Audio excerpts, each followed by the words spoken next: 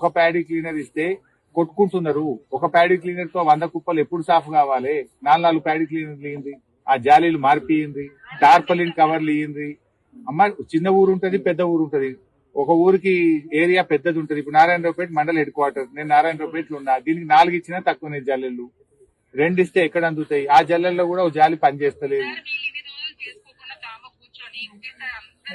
లేదమ్మా, ఇప్పుడు వడ్లు ఇప్పుడు కొత్తగా పండలేదు. కలెక్టర్ గారు మీరు ఏమనుకోవద్దు, మీరు రైతు బిడ్డని. వడ్లేం కొత్తగా వండలేదు, గవర్నమెంట్ ఏం కొత్తగా కొంటలేదు. ఎప్పుడు లేని ముచ్చట ఇప్పుడు పెట్టిరు కొత్త కథ ఈ సంవత్సరం. నిజం చెప్తున్నా నేను దయచేసి మంత్రి గారికి కూడా ఇప్పటిదాకా అదే చెప్పిన. మీతో మంత్రి గారితో నా వినవి, ఎప్పటిలాగా గత సంవత్సరం కొన్నట్టు ఏ ఊరు మిల్లు ఆ ఊరికి పెట్టండి, ఫటాఫట్ లేపండి దయచేసి. మరి లేదంటే మాత్రం నేనైతే ఒక 5,000 మంది రైతులు తీసుకొని మీకు కలెక్టర్ ఆఫీస్ ముంగట కూర్చుంటే ఎండలమ్మా, ఇష్టం ఇక.